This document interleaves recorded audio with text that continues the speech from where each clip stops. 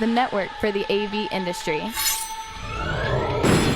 What are you listening to? This is AV. This is AVNation. This is AVNation.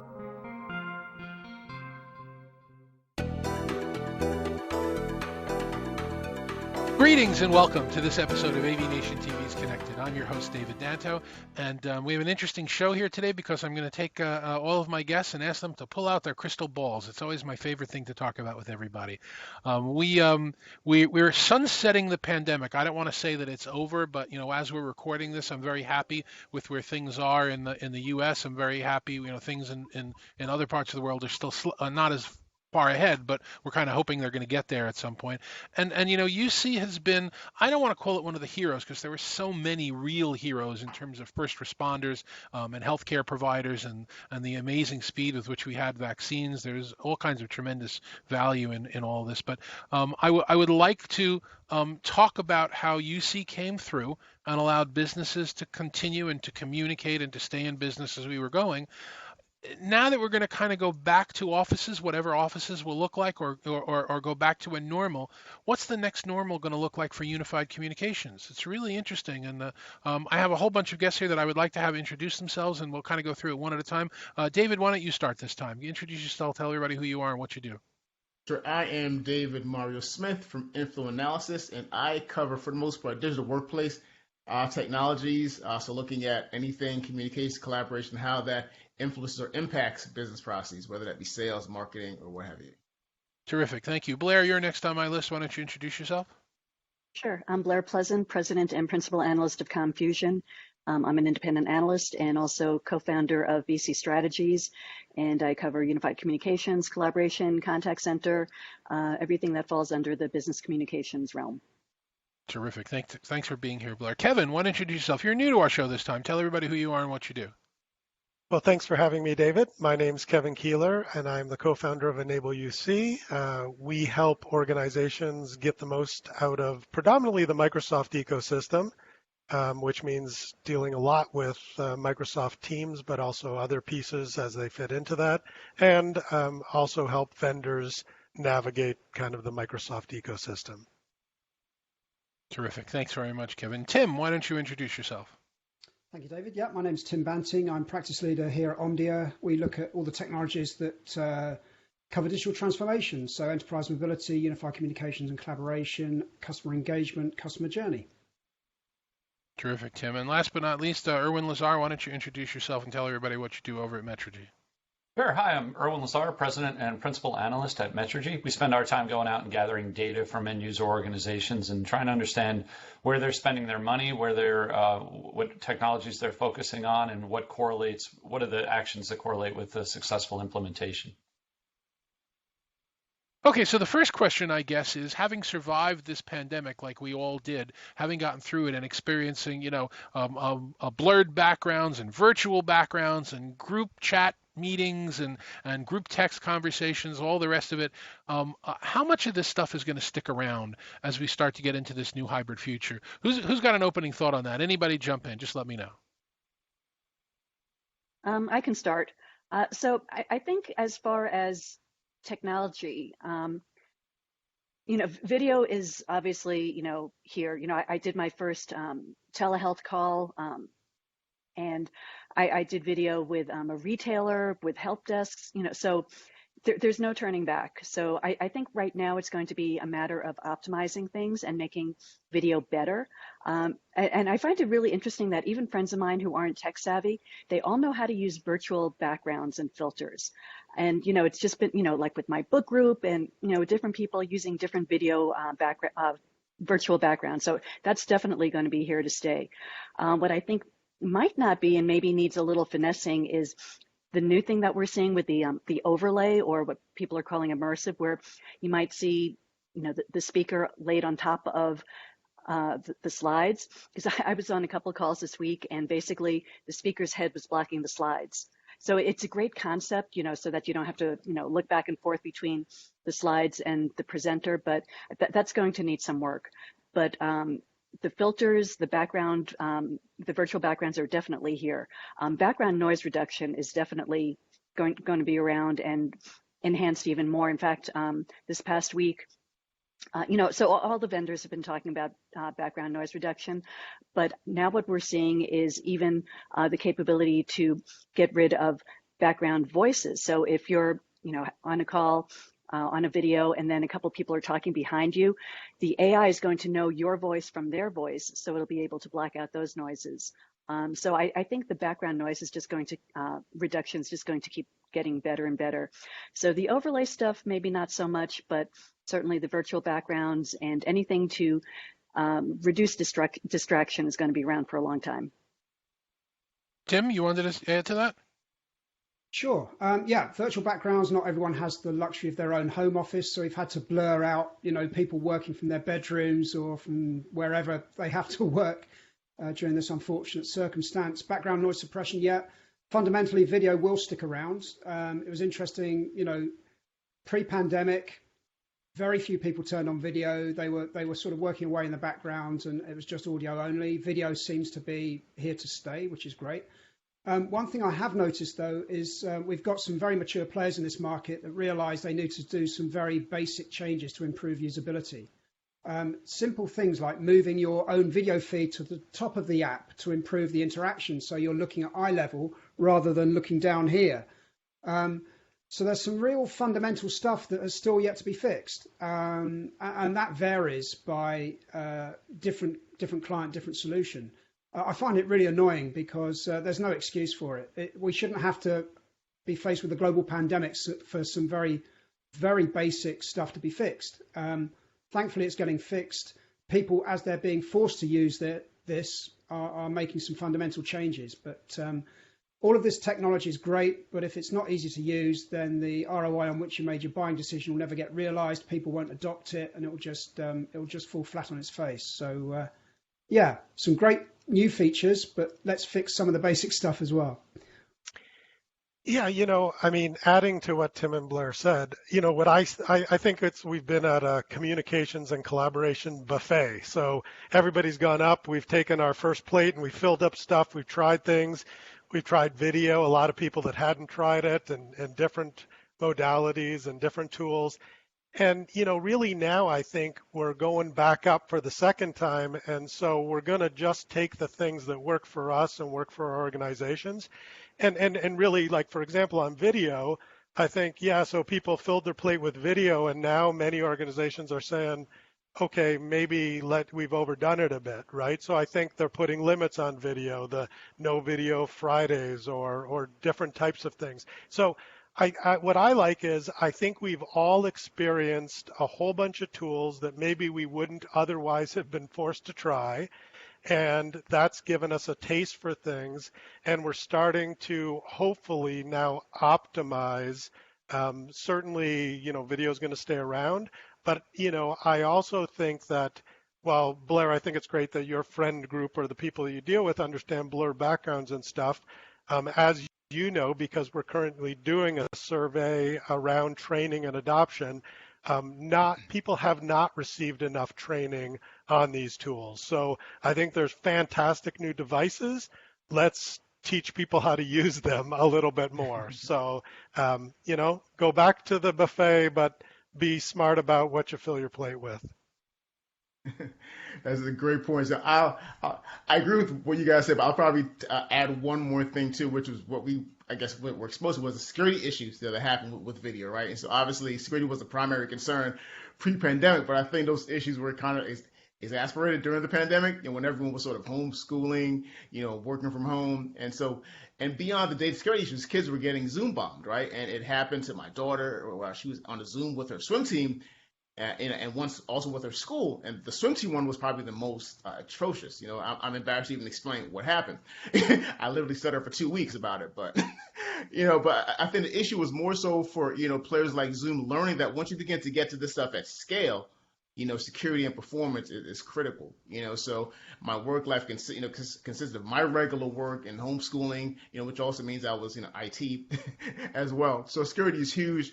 And I think, as you guys are saying too, the stuff like the blurred background stuff, that's going to stay there. But I think the remote environment for video, is going to be sort of a real interesting thing as people begin to look at, okay, how do I begin to outfit my home office and so forth. So we're going to see some furnishings and how do you outfit your home office. Those things sort of carry over post-pandemic. And I'll jump in with, I'll echo, I think, what everybody said at this point. Certainly with what David just said about security has been something we've seen quite a bit in our research, what Kevin and Blair talked about, and Tim as well. I think the only other area that I think is really going to stick around is organizations investing more in analytics to try and understand how people are using the applications. Again, dealing with some of the burnout issues that Kevin mentioned, helping to get insight into, are people feeling like that, are meetings still effective? Are people struggling with spending too much time on video? Are they using their cameras? And then I think the other area that's really going to stick around and continue to expand over the next year is the intelligent agents, the tools that companies like Otter and Cisco and others have brought into the meeting space. Blue Jeans is another example that allow you to pull things out like notes and highlights and action items. So if you miss a meeting, you don't have to go and look at a 19-page transcript or watch an hour-long meeting, which nobody ever does, but you can look at what were the highlights, the key takeaways of the things I missed. And as those tools get better, you almost wonder if people start missing more meetings because you know what, I can just catch up real quickly afterwards. So I think those are all going to be areas to watch. Hey, those are all fabulous points, guys, and I guess it's really good. And I think I'm going to steal, Kevin, your concept of the buffet. Although actual buffets have not opened yet, they're talking about opening in the U.S. in the next few months. But that's definitely a good comment. I will also comment on the security thing. Having been in this industry for decades now, the weakest security isn't typically the platform; it's typically the users. I would, in financial services, there were daily calls, to talk about what was going on, and those daily calls went for years without the passcodes changing. So, who knows how many people were on those calls. I think, the idea of taking the best practice around, issuing passwords and keeping meeting rooms locked and things, that's definitely going to stay because we absolutely need to do it. But let's change gears for a second. Kevin, I'm going to go to you first on this one because, you and I have had this conversation, in a friendly manner on social media for years at this point now. I was an incredible skeptic around team chat platforms, whether we're talking about, the original Cisco Squared, then Sparked, Unify Square, Microsoft Teams, Cisco WebEx Teams. I've lost track of how many rebrands and renames for all the various things are, and one just got sold. I always thought that they were a solution looking for a problem.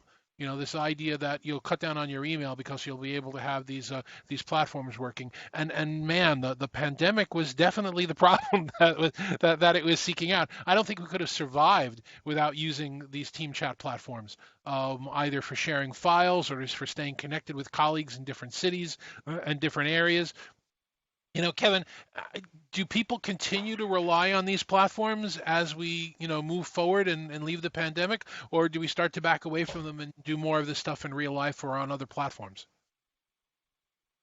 Well, I think one of the things that Erwin said, and I want to highlight, is analytics. I think analytics have shown us with the team collaboration platforms that if you looked at it, there wasn't broad-based adoption. So you had pockets of people using them, but really, and I think that, still it's great to hear, David, you and your organization have figured out how to use these effectively, but still for many organizations, because of the lack of training and because people aren't following up and looking who's using it and more importantly, who's not, I still think that, for many people, this is something that they're struggling with. It's another place to look.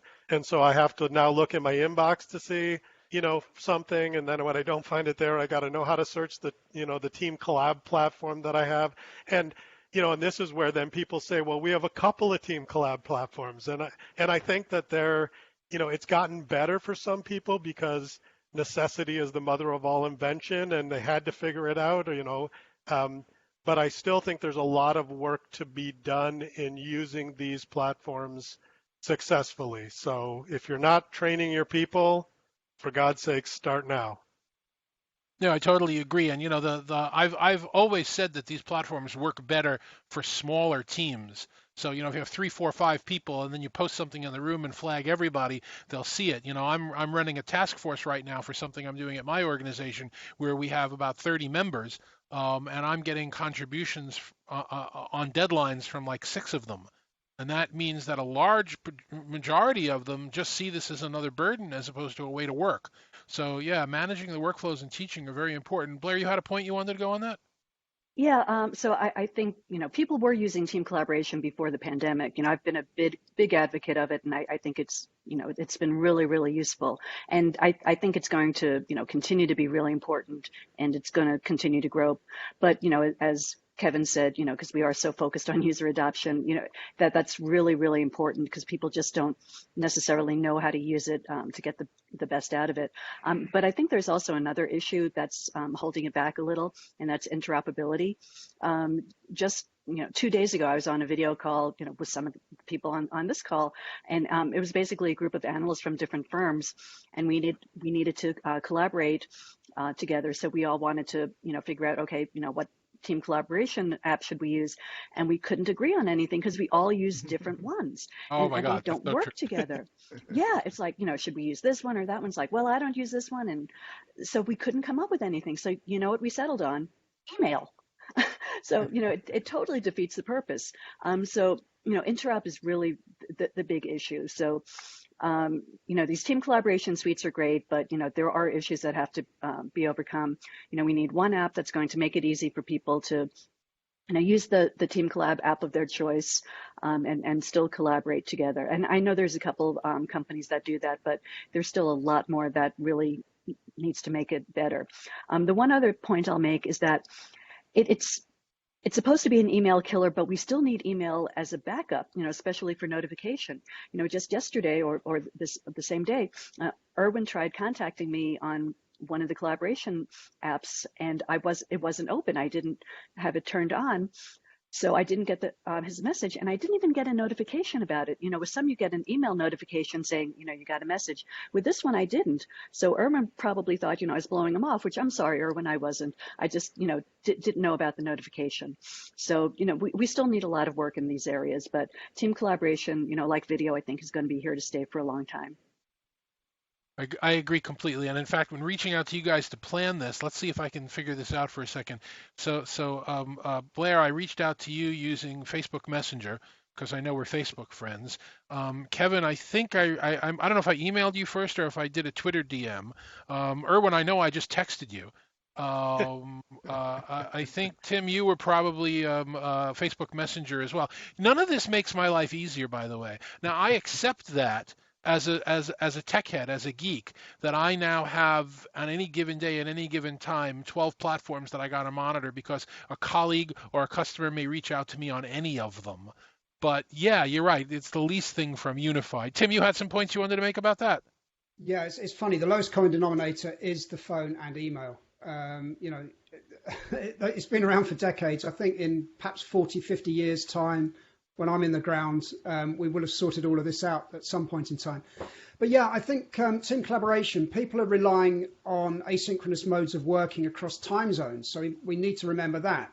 And team collaboration gives you a central place for projects and teamwork, and companies will consolidate their platforms. I'm a firm believer that people will start to consolidate their platforms into one or two different UC clients and UC&C clients. They have to. You can't have a Spotify subscription, a Netflix subscription, an Amazon subscription.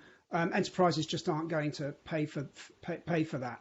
And of course, as we start looking at things like supply chain issues for events such as the pandemic or Brexit and the global chip shortage, there's going to be more emphasis on joining up that global supply chain, that digital supply chain. So you're going to have partners, suppliers, temporary staff, gig workers. They're all part of an enterprise now. So organizations are going to have to look at this team collaboration guest experience and working more into more of an integrative fashion.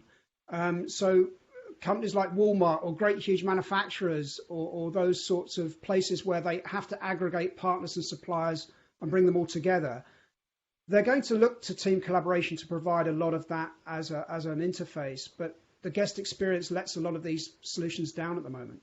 Oh, absolutely. I mean, it's a situation where I'm collaborating with an outside firm right now, where I can actually use our team chat platform to send messages and go back and forth. But because they're not on our enterprise, or because of whatever the magical, mystical reason is this week, I don't really know. I can't share documents with them in that, even though I can do that internally on my team chat platform, and we can edit a shared document. I can't do that with the external guests. So now I all had to make sure that we were editing our documents together in Google Docs, because everybody could get that. But I couldn't give them all permission to edit in Google Docs because everybody's got a different Google email address than they do their professional email address. So I had to authorize both their personal email and their professional email to get to the shared document that should have just worked on the team chat platform. Well, you're right. And you're right. That's exactly where it falls down, because you need to have an IT administrator to give you all the access rights, and then you've got to justify the reason why you want to share this file. So if it's not, as a user, it just won't happen. We'll all go back to phone or Facebook or WhatsApp or email. David, your thoughts on this? Yeah, I mean, I'm funny. I'm laughing hearing you guys talk about this because I used to cover a load of snows back in my early days, and team collaboration, interoperability issues have never gone away. Have been around for forever, right? But now we're seeing, I guess, in the current iterations, we're seeing, I guess, adding some sort of retro capabilities like IRC-like channels and persistence, right? Add the real-time component to that with mobility.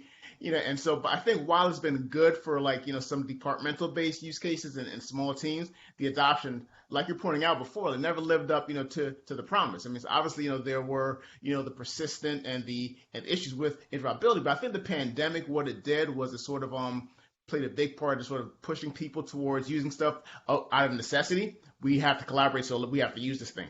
So I think it'll stay. But what I think we did with team collaboration, in myself covering it for years now, we just never did a good job of showing what it was good for, its relevance. So we never sort of cast it as an outcome-based solution, So we just said, it'll help you collaborate and be productive, go forth now and collaborate, But I think the next step for relevancy, and I'm looking at, what we saw at the end of last year with Salesforce and the Slack deal.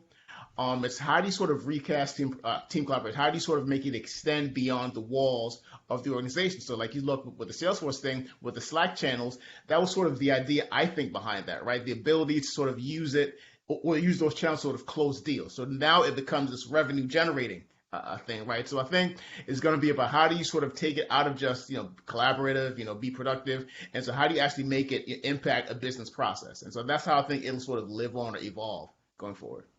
Great points, guys and gals. So let's kind of go in a slightly different direction here. Erwin, I want to call on you for a second. Let's talk about the office. Let's talk about this wonderful future that hopefully isn't too far away, when everybody can, go back to doing whatever they want to do and not go back to doing the things they don't want to do. I think the research, I certainly believe that the mission of the office has changed. That you're going to go in there really when you want to be with the team, not because you have to commute for an hour and a half to get there to do individual work, because we've now all proven that can be done successfully from home using these various tools that we've been talking about. So how I believe that's going to change the purpose of the office, that it's going to have more meeting rooms, less desks, more hoteling, and it really brings into the question the concept of the huddle room, because the huddle room was built out of this idea that people who are in an open office environment needed a place to go to be able to have impromptu meetings with colleagues and with vendors that might be showing up. And honestly, those impromptu meetings are now happening over video. And nobody's showing up impromptu as a vendor because they don't even know if the people are going to be in the office that day, much less whether they'll be allowed to go in because of health protocols. So Erwin, what does your research say? What are your opinions about what the nature of the office is going to be, how collaboration rooms will change, how the whole office layout's going to change? Yeah, so it's interesting. We conducted research in December and January where we asked the participants what their plans were for their office space. And what we found is slightly more than a third had plans to focus on building the isolated office. So taking large meeting rooms and chopping them up so that people could go in and meet in small groups. Taking away open office spaces and going back to more cubicles, more separation, sort of betting on the idea that when people come into the office, they're coming into work, not necessarily to meet, and they either want to get out of their house, they don't enjoy working at home, they're younger in their careers, and they prefer to have camaraderie with coworkers where they can build mentor relationships and so on. And even the idea that when they were having meetings, they would stay at their desk because, again, who wants to go into a conference room with a bunch of other people wearing masks or whatever? The world has changed, at least in the U.S., significantly. It's obviously hopefully spreading to the rest of the world, where now that the vaccine has kind of beaten back the virus, it seems like people are more inclined to maybe go back to the way things were before. So I think what you're going to have is a mixed environment. You're going to have a large group of people who say, you know what, I want to be at home. I will only go in to meet. I think you're also going to have a significant percentage of folks who prefer to go into the office at least a few days a week because of that ability to bond with their coworkers and have informal chats and so on. So what that means for office space, I think, is still sort of unknown. I think companies are going to probably wait a little bit and see what happens, who comes back. There have been some high-profile organizations that have said, you know what, we're going to force people back. I don't think that's going to go very well. But once you see what people are doing when they come back, how they're meeting, then I think you'll decide what happens. So my guess, and we're getting ready to research this again now, my guess is that a lot of the plans that people had to build the isolated office in the early part of the year are probably undergoing revision right now. Excellent. And there's a lot of change like that. Tim, go ahead. What were your thoughts on that? Yeah, so what I was going to say, the origins of the modern office go back to London in 1726 when the Admiralty building was built, and that was to bring together people and processes and centralised control of the Royal Navy. And that's where the origins of the word headquarters come from. We've seen numerous iterations of the office. We've seen the Bureau Landschaft and Eric Propst with the Cube and Open Plan. I think what we're going to see now is a move towards activity-based working. So I think a lot of organisations are going to have to give their employees an excuse to go into the office. We're talking about where people do work. We're not talking about how they do work and what they do to do their best work. So I think what we're going to see now is organisations thinking, how do we make it attractive for employees to come into the office? And it's not just going to be, better coffee or foosball tables or Taco Tuesdays. It's going to be an environment that helps them do their best work that they can't get in their home. Yeah, great point, Tim. I agree. I think the huddle room sort of becomes even more important now because, if you have fewer people coming back to the office, that becomes sort of a perfect space, for smaller teams to hold video conferences with remote colleagues or even clients. I think it looks a little different than what we're used to. It can serve as a bridge for hybrid work. I think how you outfit it, will be different. Yeah, I think just taking it a little bit a different way.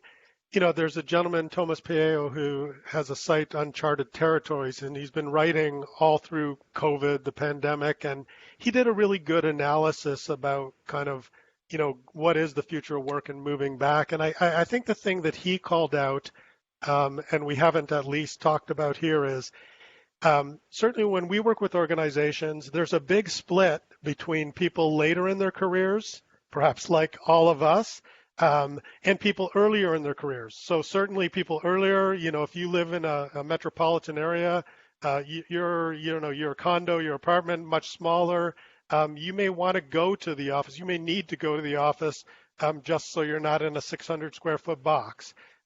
So I think, and you may want to go there because you're trying to build your career and meet people. We've all had the opportunity to meet in person, so, we can carry on the relationship over video a little more easily. The other thing that he highlights is organizations that are incumbent versus startups. So you're a financial institution and you've been making billions of dollars. You've got a model. People come into the office, that works for you. I mean, you want people to come back in and do whatever was working and making you billions of dollars before the pandemic.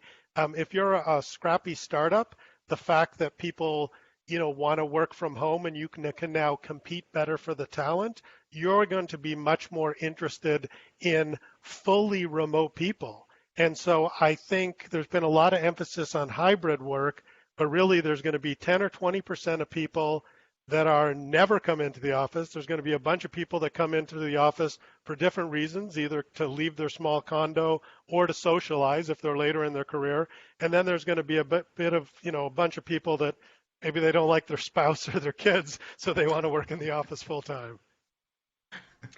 Yeah, I think there's going to be a lot of experimental stuff going on, the next year or so, because really nobody knows what's going to work and what isn't. Now, I was reading some articles lately about how offices are going to have movable furniture, so you can move chairs and walls around, based on your needs for meetings or individual work.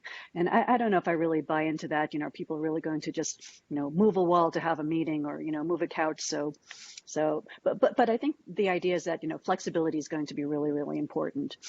So I don't see too many companies right now investing in redesigning their offices, especially, as was pointed out, more people are getting vaccinated, and, at least in the US, things are starting to look better. So are you going to spend a lot of money right now to make sure people can socially distance?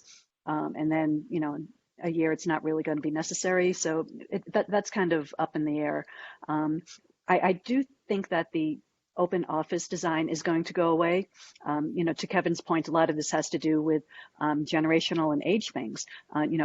Most people I know who are over, 45 or even 35, they really don't like that open office concept. So I think we are going to see companies going back to more cubicles, as was mentioned.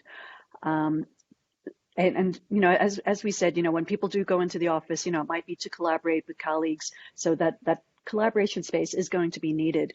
But I think what's really important, and maybe we'll talk about this in another question, is the whole idea of, what do you do when some people are in the office and some people aren't? So what a lot of companies have been talking about is, inclusivity and, democratizing the meeting room. So I don't know if we're going to be talking about that, but that really is a really big concept. What do you do when some people are at home and some people are in the office? Because that's going to be I think that's going to be the biggest challenge going forward. Well, yeah, Blair, that's a great point, and I want to go to Tim because I know he had a couple of comments on this. But I would point out that when we were building room floor layouts for corporate America, when I was involved in it for decades, it was always this idea that we're going to have X number of meeting rooms on every floor, and Y number of them, a small subset of them, are going to be equipped for video. And that's simply not going to fly anymore. When you have a lot of people that are going to be remotely connected all the time, combined with the idea that video equipment and collaboration equipment in meeting rooms, the cost and the complexity is dropping very fast. The systems are less expensive, higher quality, easier to install, smarter. I think we're now at a point where you're going to need to equip every room, because there will be at least one or two remote participants in every meeting. So Tim, you wanted to make a couple of points on that, and then we'll move forward. Yeah, I was interested in Blair's comments about movable and repurposing sort of office equipment, because that was what Robert Probst came out with his Action Office 2 product with Herman Miller Corporation, that then went on to just become the Cube. I mean, he was absolutely, thoroughly disappointed that his concept of moving things about based on your working week would change. And then that just morphed into a cheap way of providing, partitions to put you in this battery farm of a cube. But I think what's going to happen is that we're seeing commercial real estate, especially around Europe, definitely around London and the UK, it's being repurposed for residential buildings. I think what we are going to see is more local and provincial satellite offices being set up. And I, for one, would much rather have a meeting with customers or with colleagues in a coffee shop somewhere in a nice part of where I live, rather than going into London and having to commute just for the sake of a meeting. So I think what it's done is this pandemic has really recalibrated the relationship we have between the office and home life, and it's questioning where, when, and how we do our best work. And I think it's going to be really exciting to see what happens. Well, let's now talk about the action items. What actionable advice can we give to people that are setting up facilities and managing technology and dealing with all of these things? What's changed in the technology? What should they do? What do we need to adapt for? One of the things I know that's important to me is that the technologies that are going into conference rooms and meeting rooms nowadays for video and collaboration are smarter with AI and machine learning. They're easier to use. They're less complicated. They're cheaper. They install faster. So in most cases, even if you put in an integrated room, 5 years ago, as you're going back to an office now, you may want to consider replacing that with a simple piece of drop-in equipment. And I'm sure there are other changes as well. So Kevin, what are your thoughts? What's the actionable advice here? Yeah, that's really what it all comes down to. So that's a great question, David. So first off, it has to be in my opinion, much broader than just a technology discussion. So, you have to get your, human resource function involved along with your technology providers, because it's great to have opinions, but you really need to start asking the employees through sentiment analysis, so effectively a fancy way of saying you survey them, as well as looking at the analytics that come out of most of these platforms, and quite frankly, right now, mostly go into reports that nobody looks at. That's the behavioral analytics side. So you need to get HR and look at your different groups and combine that and respect privacy, and then use those analytics as the compass to figure out specifically for your organization what's working. So if you're looking at rooms, as you say, David, the equipment is much smarter. It can do a lot of times people counting and figure out the rooms that aren't being used. Like, it's not an opinion. If it's not being used, then obviously it's misconfigured. But then you also have to ask people and track, are they wanting to come into this particular office? Are there enough huddle rooms? And I think that the combination of the smarter equipment and the analytics that come off of that with the, sentiment analysis and surveying your people on an ongoing regular basis, that's going to give, organizations the compass to move in the right direction for them specifically. Yeah, I'll add on to what Kevin said. I think that you nailed it in terms of getting that employee experience awareness, and we're seeing a lot of vendors hopping into that space now, companies like Qualtrics and Limeade and others that are focusing on how do you get the voice of the employee feedback. But I think from a collaboration architecture, I guess, standpoint, when we started Metrigy in January, I sort of had to build an IT infrastructure and collaboration infrastructure from scratch. And my first thought was, I want a core platform, a core place that we do our work. So I started with team collaboration and built out from that.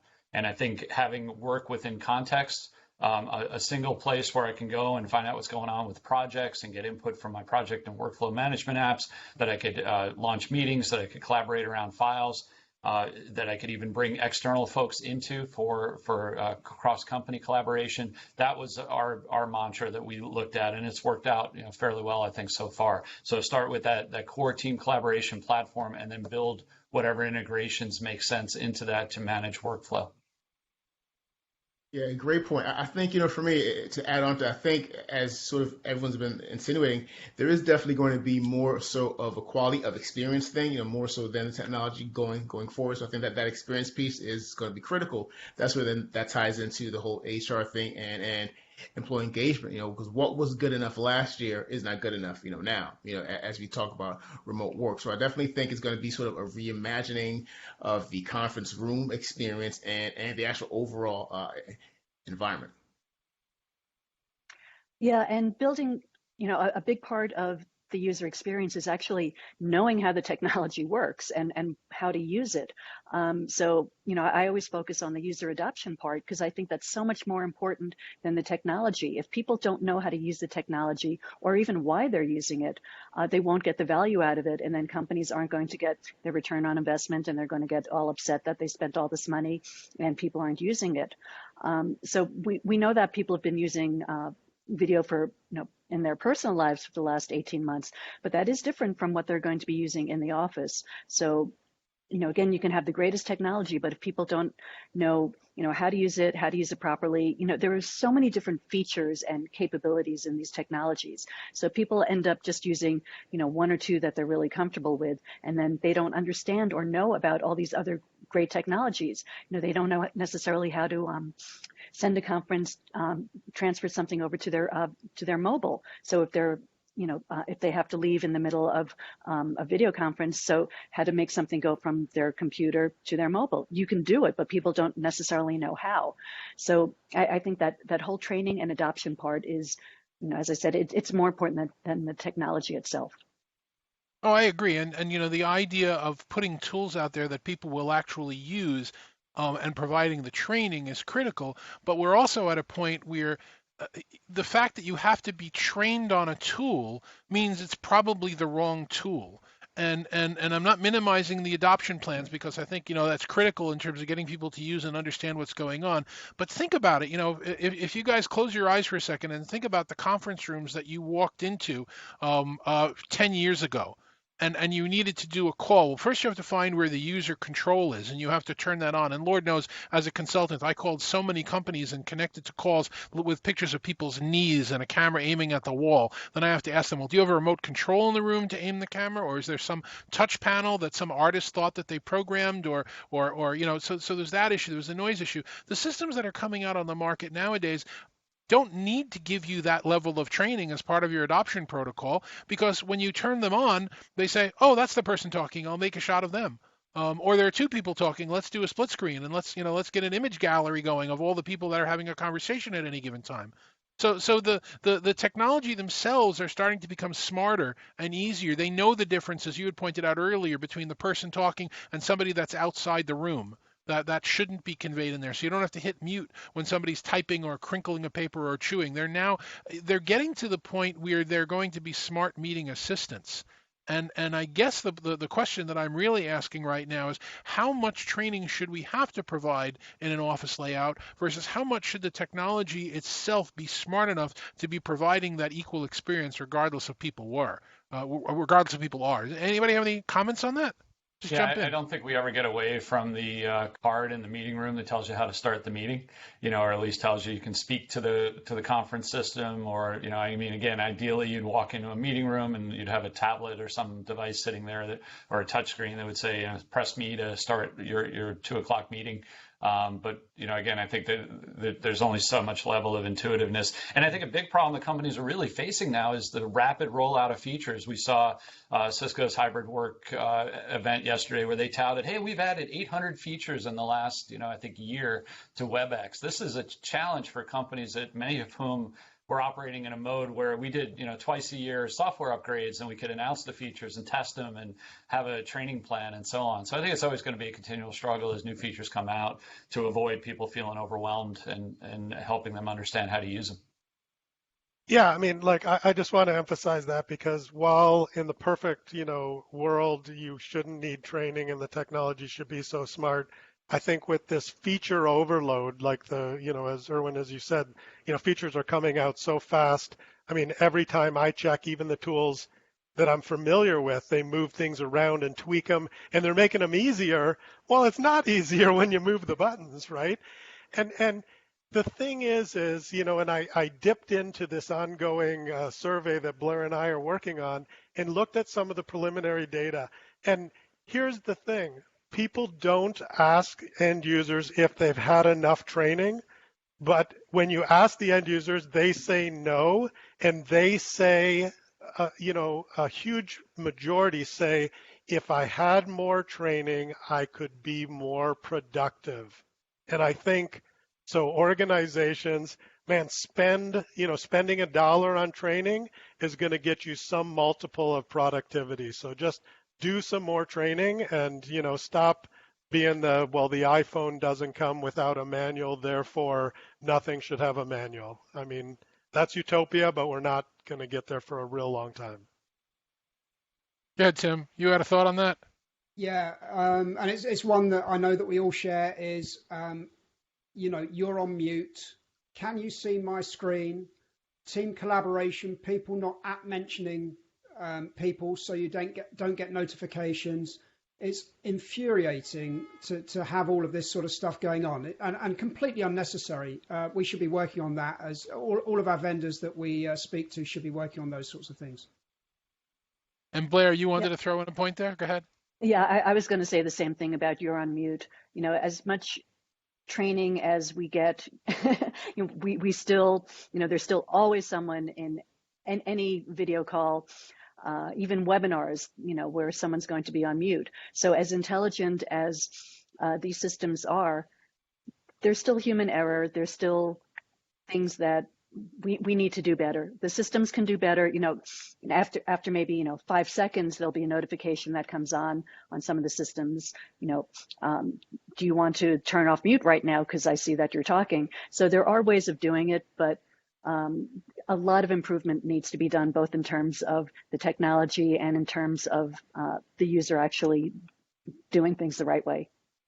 Or even, Blair, even if they had a way of saying, using AI on a video feed to say, maybe you ought to think about switching on a light source from the front, or maybe you should switch on.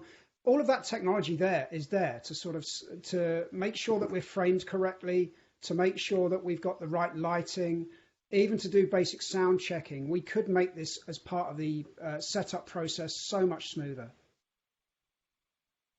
Okay, so let's shift over to taking out those crystal balls that I promised we would all come out with, and get some predictions going over here about, what do we expect in the meeting room, what do we expect in the personal. I mean, I think, just to start the conversation, I'm going to go to Kevin, but just to start the conversation, I think we were about to hit a brick wall in collaboration where we've been home for around 12, 14, even more months, where the next meeting invitation comes in, we look at our calendar a minute before the meeting, click on it, and we connect. And we're now going to go into conference rooms that do not work that way.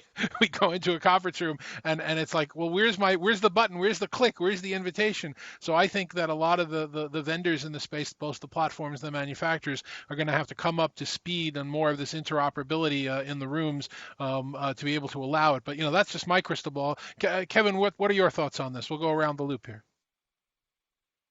Yeah, no, I think what you bring up is important because, I think to some degree people are like, well, how can we keep the remote people have the, same good experience as the people in the room? And I think it's actually when we get back to rooms, you're going to say, well, wait a second, if I don't have my laptop, I can't like Google something that somebody said and appear like I understood what it was. And so I think as we move back into rooms, we're going to figure out and ask of the tools some additional capabilities that over the past year we haven't. And I do think though that the nature of meetings is probably going to change in the rooms because I think that they'll become more social than they've been, and so maybe the core work happens when we're sitting in front of our laptop because we've gotten good at that. I know I've talked to salespeople that say that they actually have had their best quarters and their best years, even in this difficult time, because they can make more calls. Because, to your point, David, like not only like we have back-to-back meetings. Well, before you had to physically move from room to room, now salespeople can make more calls. They can keep all their notes. They can, remember everything because they bring up on another screen, the notes of the last call. So I think we're going to change the nature of meetings, and as part of that, the equipment and the technology in the rooms is going to change as we sort through this, but there's still a lot to be sorted through. Yeah, David, you had a comment there as well? Yeah, and I agree. I think so. Obviously, in terms of what's coming, video, is definitely going to be here to stay, right? As we were talking about. But I think even further out, we're probably going to see some, redesigned, workspaces. I think we're at a post-pandemic. Measures will probably start yielding some new public health requirements. I know we're all getting vaccinated, but I think we're going to have to see some infrastructure changes. So it may not be far-fetched, to see, maybe workplace wearables and automated sensors that sort of analyze and track people movement and traffic, sort of prevent overcapacity as people try to sort of, come back slowly to the office. Sanitation technologies and touchless devices or what have you. But I think to do that, we will definitely see some sort of overall complete infrastructure overall to be able to sort of integrate all this via APIs and what have you. So I think a deeper level of connectivity will be needed and cloud-based access as we try to tie all this stuff into HR systems of records and what have you. Blair, what were your thoughts? What do you think's going on? I'm sorry. Go ahead. Continue. Yeah, I totally agree with everything David just said. I think a lot of what we're going to be seeing, at least in the next year or two, is going to be more optimizing what we're using now, because we don't know what's going to work and what's not going to work when we're back in the office. A lot of the companies are coming out with things to, like scheduling room cleanings, for the meeting rooms, and some of the special things that David was just talking about. Are we going to need that in 2 years? I don't know. So I think we're going to be doing a lot of experimentation. I think another thing we are definitely going to be seeing is more AI. AI has really done a great job with meetings and collaborations, note-taking, transcription, translation. So I think we're going to see more and more uses of AI, and virtual agents and virtual assistants and transcription. That's going to really be key. A little longer term, we're going to start seeing, AR and VR for meetings. I know Microsoft talked about it, and there's a couple of companies that I've spoken with that have some. They're more cutesy than real practical, but I do think they're going to go from, hey, isn't this, kind of neat, to actually being very practical. Another thing, which I talked about earlier, is the need for interop. So it's still a challenge to use different applications for meetings, video, and collaboration. So I think we're going to see, well, hopefully we're going to see some technologies that can really address that. Because if you're on one platform and I'm on another, it doesn't work as well as it should, and that's just, not right. Then the real crystal ball, I think when it comes to events and things and dispersed and geographically distributed teams, we need that virtual happy hour. There's still no substitute for in-person meetings and networking and socializing. So I'd love to see ways to make remote interactions, feel more personal and enable some of the personalization that remote meetings are missing. So I don't know how that's going to happen, but hopefully someone's going to come up with a way to really make things more personal when we're distributed.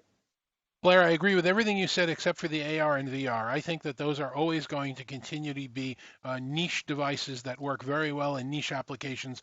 But as far as a widespread market is concerned, if you couldn't make that be successful during this pandemic, then it's going to go the way of the 3D TVs. I just don't think that it missed its exit, and it's not going to have a widespread market, in my opinion. But everything else, I think you said, is dead on. Tim, what were your thoughts?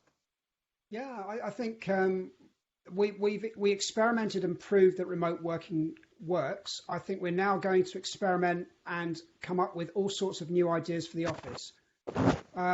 We're seeing a lot of evidence of companies closing down their offices. As I said previously, I think we're going to have to reinvent the purpose of the office and the reason why we need to go into the office, especially because they're really expensive. There's lots of people questioning the amount of money they spend on an office and thinking, with the increasing cleaning regimes and utilization of the office and having to work out who comes in on a Monday, Tuesday, Wednesday, or which 3 days is this team going to come in, I think it's going to be a nightmare that a lot of people will just turn around and say, oh, for goodness sake, sort it out yourselves, work from home or come in the office, be one or the other. I also wonder whether or not huddle rooms will actually go away. Because as we were talking, I was sort of thinking of the times where I have been in an office and had to pick up my laptop, take it into a meeting room because I'm typing up notes or I need to refer to a piece of information. With the background noise suppression and virtual backgrounds, wouldn't I just want to stay at my desk rather than going and decamping and moving to another part of the office to have a less of an experience around a huddle room with 3 of my colleagues sat next to me? I don't know. I wonder whether or not the technology is there with virtual backgrounds and noise suppression where I just say, no, I'm happy at my desk. Unless you can provide me with something beneficial in the huddle room, what's the point of me decamping and moving across the office? Yeah, no, I think there's a real chance that a large number of huddle room meetings are now going to simply be video calls. With ideal technology, with noise cancellation, with virtual backgrounds, with the rest of it, I really think you're right there. I think that the point of it to help facilitate in open offices that we are all agreeing are going to kind of sort of go away are not necessarily going to be there for the future. So it's good to think about. Erwin, I'm sorry, Tim. One last thought, and then let's let Erwin. I was just sort of thinking maybe we'll see Starbucks and coffee shops providing their own meeting rooms because you get better coffee in there usually than you do in the office. Well, the ideal future, and this is what I know my company's working on, although I'm not wearing my company's hat right now. I'm wearing a shirt, but the ideal future is it doesn't matter where you are. The meeting will take place and you will be part of the meeting. And if you're at an airport, or if you're at home, or if you're watching waiting to pick up your child in front of a classroom, or if you're in the conference room, you should be able to share content, see content, speak, be heard. And we're never again going to be able to live with that idea that the person that's hosting the meeting in the room goes, okay, everybody in the room be quiet. Wait, we didn't let the people on the other end have a chance to talk. If they can't jump in and contribute equally in the conversation, then it's a failure. We're going to have to get that level of equality. So anyway, let me give you the last word, Tim. Go ahead. Tim? Excuse me, Erwin. What are your thoughts on where this is coming from and what you see going on in the future?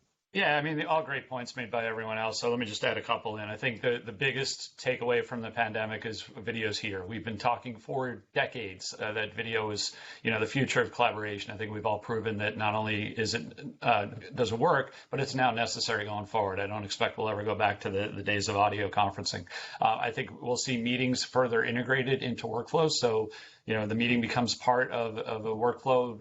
The results of the meeting, the transcripts, the discussions, the action items all get pushed into a team collaboration channel afterwards. I think companies are going to really focus on interoperability. The idea should be that I could walk into any meeting room, start a Zoom meeting, a Google Meet meeting, a Microsoft Teams meeting, a WebEx meeting, whatever, without making it hard on my users or saying, we're only Teams, and if you want to use anything else, you got to plug a laptop in. I think we got to get away from that. And I think, going back to some of the discussions we had earlier around analytics, companies really need to get insight into how their applications and systems are being used. I think you'll see a focus on that. Certainly a focus on security, as David talked about. And then lastly, I think, one technology we didn't really talk about so far has been the ideation virtual whiteboard space. We're starting to see an explosion in adoption of those applications because these meetings are great for talking and chatting and maybe sharing a PowerPoint. But if we want to build something and work on something together, we need an additional capability that allows us to have this canvas that we can pull in ideas, that we can vote on what we like, that we can build a journey from initial concept and phase to final product delivery. So I think that those applications are going to become a core part of a collaboration workflow going forward. Wow, that's some really amazing things to think about as we go into this future, and hopefully unified communications will continue to grow and keep us all employed, and with our expert opinions going forward. So it's something I'm really looking forward to. So let me go through everybody once again and see if we can figure out how we can reach them if anybody wants to get in touch. David, if somebody wants to reach out to you, how would they get a hold of you? Sure, I am Dave Mario on Twitter, or you can reach me on LinkedIn at Dave Smith, and Dave at InfoAnalysis via email as well. Thanks, David. Dave, thanks very much for being here. We appreciate it. Blair, how would somebody reach out to you? My email address is bpleasant@comfusion.com, and I'm on Twitter as Blair Plez, so that's BLAIRPLEZ, and I'm on LinkedIn and pretty much everything except for Instagram, I think. Okay, that's great. Kevin, how would somebody get a hold of you?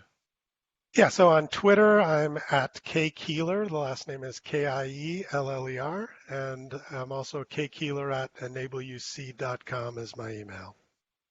Thank you very much. And everybody's got their name showing up on the screen. So if anything else, everything else fails, you can always just Google the names and find everybody. Tim, how does somebody get a hold of you and reach out to you if they want more information from you?